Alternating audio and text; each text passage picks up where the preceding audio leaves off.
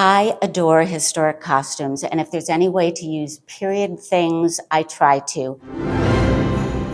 My name is Karin Kopischke. I'm the costume designer for A Christmas Carol, the radio play. The play takes place in the 50s in a studio with a live studio audience. I had a lot of fun looking at the 50s and looking to see what they actually wore for the radio plays. The radio players are doing a version of the Christmas Carol, which takes place in 1840 to 1860.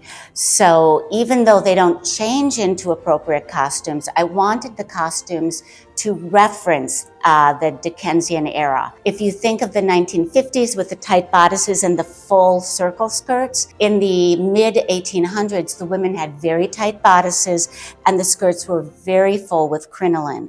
Especially around Christmas time, the Victorians would have fun with the colors of the season. So you saw a lot of patterns in reds and greens and a lot of stripes. For the men, it was more about the formality of the period. And so I had a reference to both periods by putting the men in suits from the 50s, which were very loose with broad shoulders. Because it's a radio play, the actors are telling the play in one setting on a soundstage in a theater.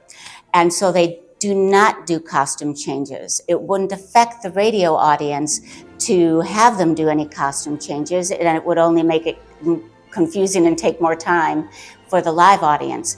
So once they get on the stage, they basically stay in the same costume, and it's up to the actor to really recreate the different characters they play with their voice and their interpretation.